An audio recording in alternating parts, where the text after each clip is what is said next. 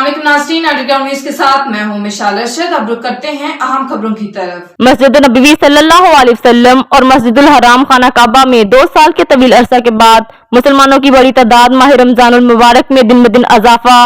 मजीद अहवाल जान लेते हैं मदीना मुनव्वरा से हमारे नुमाइंदे की इस रिपोर्ट से।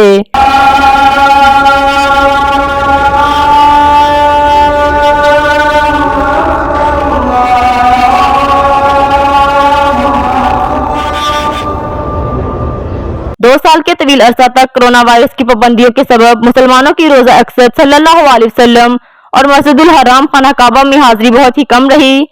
इस वबा से छुटकारा मिलते और पाबंदियां खत्म होते ही मुसलमानों ने बड़ी तादाद में अल्लाह के घर खाना काबा और रसूल अकरम सल्लल्लाहु अलैहि वसल्लम के रोजा अक़सद पर रुख किया।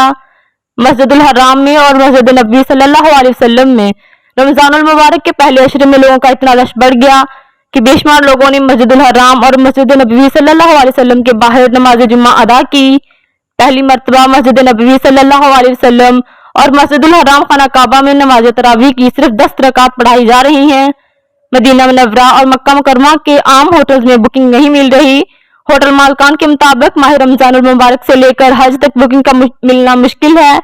अलबत्ता दूर दराज प्राइवेट घरों और होटलों में जगह मिल सकती है। माह रमजानुल मुबारक अजमतों, रहमतों, बरकतों और फजीलतों का महीना है। अल्लाह पाक इस माह रमजानुल मुबारक की बदौलत मुल्क पाकिस्तान को हर साजिश से महफूज रखे और हम सबको मुल्क पाकिस्तान के लिए मुतहद रखे।